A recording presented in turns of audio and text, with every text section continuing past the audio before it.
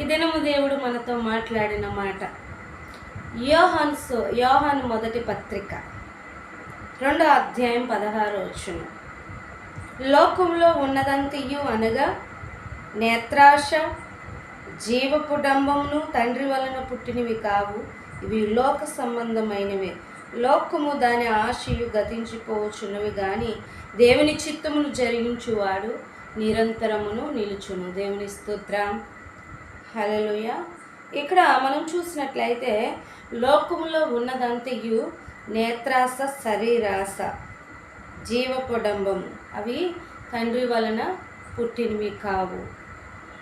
మరి ప్రియ సహోదరి సహోదరుడా, పరిశుద్ధాత్మ దేవుడు మనతో ఏమని మాట్లాడుచున్నాడంటే, ఈ నేత్రాస, జీవపుడంబము అనేది ఇవి తండ్రి యొద్ద నుండి వచ్చినవి కాదు, తండ్రి వలన పుట్టినవి కాదు, ఇవి లోక సంబంధమైనవి.